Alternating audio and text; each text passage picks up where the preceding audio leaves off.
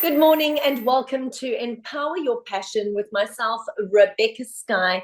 And we are so excited today because we have a doctor in the house. Hi, Knox, firstly, my beautiful co host. How are you? Morning. I am great and just excited to hear from the good doctor in the house today. Always been Not knowing a doctor, hey? both. Yeah.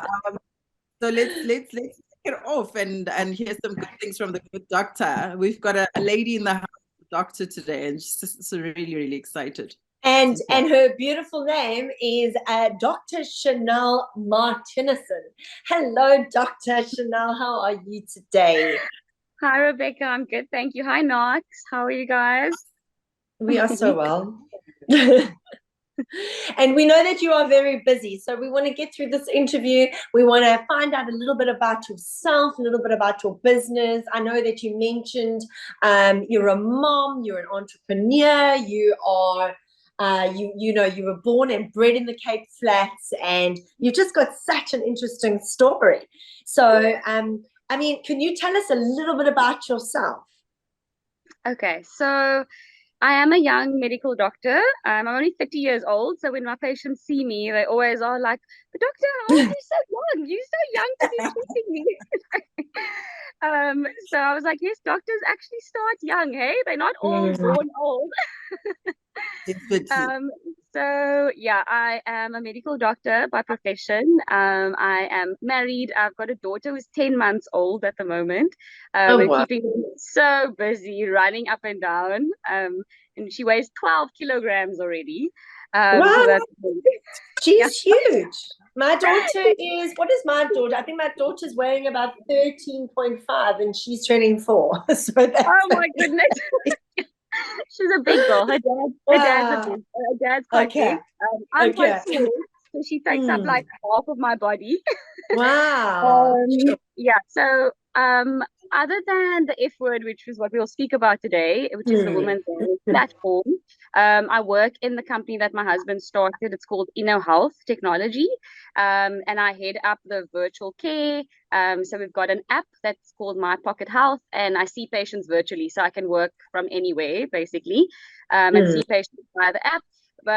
But from where I started, as you said, I did grow up in the Cape Flats in Bonteheuwel. And I'm the oldest of three siblings. I was raised by a single mom who was very strict and up it, and she was like, "No, no, you must become better than where you come from. Hmm. This does not define you." So I've always grown up with that in mind and always wanting more and wanting better. I went to school in Kensington, and I've matriculated in Kensington at Kensington High, and then went to Stellenbosch University. And now I'm a medical doctor, and I graduated in 2017, I think 2018, 2018. Yeah, just before COVID, so I was ready for the pandemic. Sure. Wow, little did you know what was around the corner then, hey? And I suppose Yeah. once COVID hit, it was kind of like it's the realism of, okay, I'm a doctor. I need to get to work here, right? You don't get to Yeah. choose sometimes where you land up. Mhm. You're a doctor, you Yeah. just gotta go So for it. So it that was must a have been crazy. quite was that quite scary? I mean, I haven't actually spoken to a doctor during those times. And I mean that must have been quite a scary not that's not knowing what's going to happen or the effect. It was definitely that. It was the unknown. It was us not Mm, knowing what the best practice was, what the best yeah, treatments were. I remember, I think I still have a bit of PTSD about it because yeah, I remember running around and not knowing, should we take the patient here? Should we take the patient there? Do we go to ICU?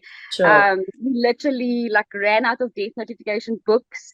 Unfortunately, that's how many patients were actually passing away. So it was a very dark and unknown and traumatic time.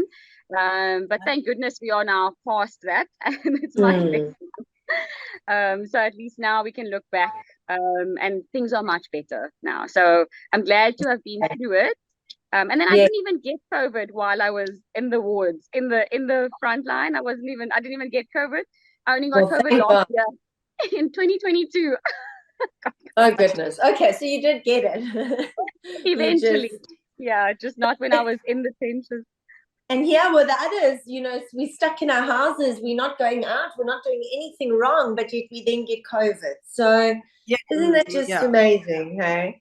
Yeah, So, yeah, yeah. I can only I always imagine thought to myself, you know, I remember washing our fruit, washing our veggies, washing our post, washing the newspaper, whatever. Hand Oh my sanitizer everywhere. gosh, sanitized everything. Wow. yeah. Okay, But it so must be fun. geez, that was a tough time. I'm sure it yeah, that PTSD must be real for doctors during that time. Mm. I'm so sensitive to things like that. That's why I Mm. knew very never be a doctor. So it takes heart. Yeah, It takes courage. Wow. yeah. So definitely, I want to actually ask you the next question and just find out if you can tell us a bit more about the F Word platform, and share with us what that's The about. F word, it was very interesting, hey? Yeah, absolutely. Yeah, This is yeah. a family platform, so we just want to put it out there. No, I'm Yes. So the F word does not stand for any joking. words or anything. It stands for freedom. Because that's what I wanted girls to experience Mm, while they are menstruating. So I wanted, and I called it the F word so that we can have conversations like this, so that people will ask, yes, "What is the F word?" I love. And it's a bit of an oxymoron about, like, it sounds like it stands for something, but it's something that we never speak about. It's something that is hushed about. It's something Mm, that is taboo to talk about, which is now menstruating, abnormal uterine bleeding, all of those things that women go through every single month, and they are just suffering in silence about it. So that's why I named it something that people would actually ask more about. So it stands, the actual F word is freedom, female, and flow. And I wanted women to go against that fear that they were experiencing through their menstruation. And I wanted them to actually experience something quite the opposite, which is freedom, which is not a word that you usually associate with your menstrual cycle. So I started it while I was working as a doctor in the public sector. And I personally didn't have time to go and change my tampon, change my pad every 2 hours. mm, And I needed something that was long lasting and more sustainable. And then that's when I came up with the menstrual cup. Because it lasts, you can keep it in for 12 hours. So the product is a menstrual cup, but the platform is more about educating women about their reproductive system, and just teaching them how to even count their menstrual cycle and things like that, mm. because I don't think women actually understand enough about their own bodies. So that's Yeah. the core is We are, education. I mean, we're complicated beings as it is, and our bodies, Say that. not, and our bodies are so intricate and really, and you know, the menstrual cycle defines us in so many ways. You know, our you know, our emotions, our physical complications sometimes, you know, and of course embarrassment as well. But you know, you remember being a little girl, first time it ever happening, like, oh, what's going on here? And if you're not educated, yeah, and if you're not educated on that, no one's told you about that, how scary is that to come across? You know, I look at many little girls here, you know, living in Cape Town, who are living on the streets, who don't have a mom.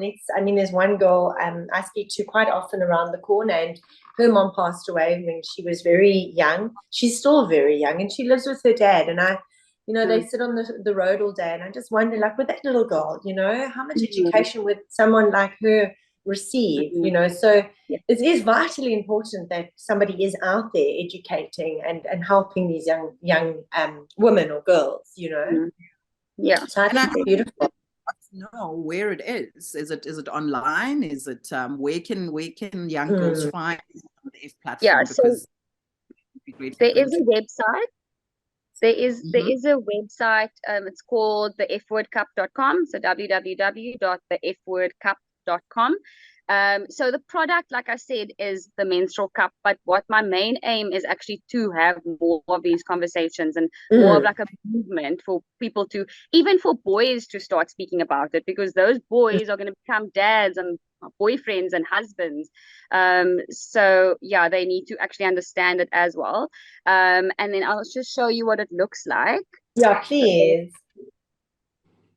Oh, Okay. cool. Yeah, that is cool. And I really wanted it to look like a product that women can be proud of and not wanting to hide it and to show it out in public, because it's something that must be spoken about. It's not a secret that women go through this. Exactly. Yeah. So I wanted it to look pretty. So it even looks It's so like pretty. it could be like a perfume bottle or something. Or like a watch. Like, yeah. Yes. And then the slogan is freedom. Period. Oh, Yeah. that's Freedom fine. dot period. That's Sure. what it's about. Yeah. And then when you open it, it obviously has the menstrual cup inside. So that's the menstrual cup. And then some information. How to use it, and then a little bag to actually just keep the menstrual cup in, because you can keep a menstrual cup for 3 to 5 years, so it lasts so much longer.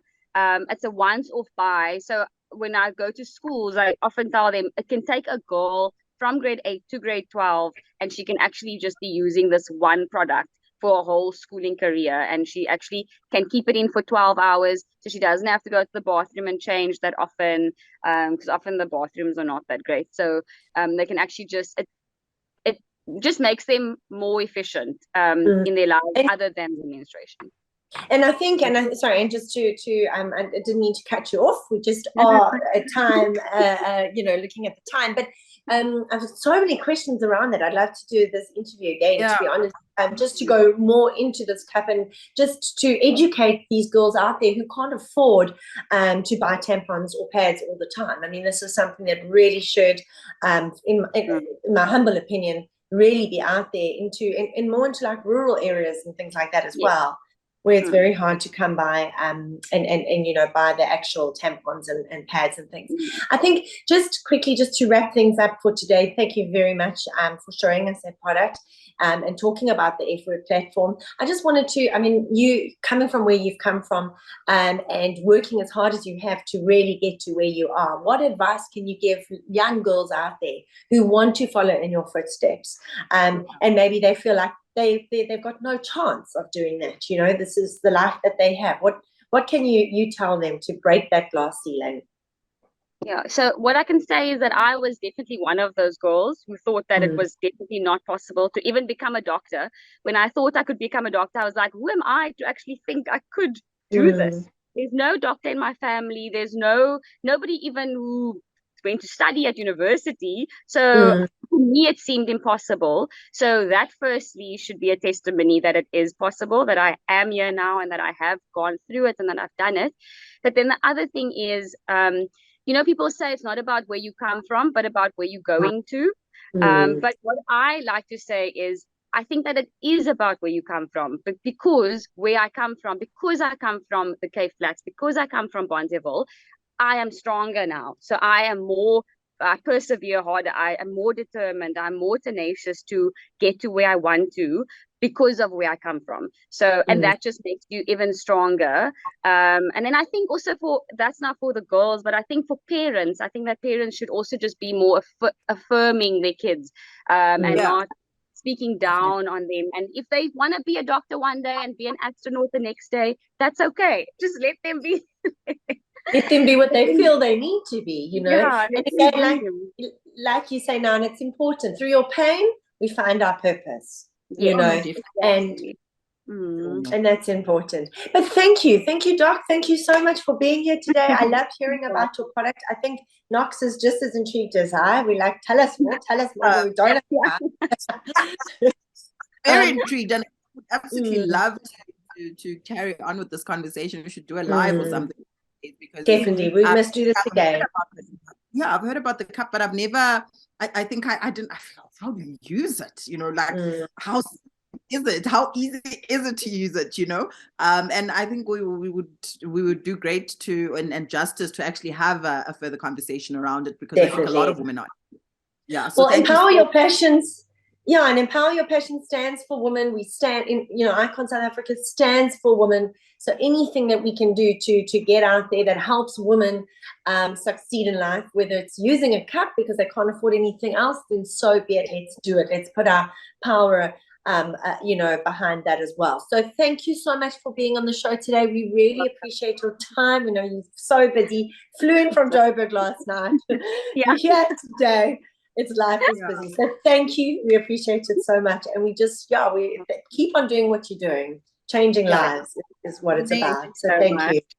Thank you. And thank you for having me as well. Anytime. Bye. Thank you so much. Bye, everybody. Thank you for joining us on Empower Your Passion today. And we will see you next week. Same time, same place. Bye. Stay blessed.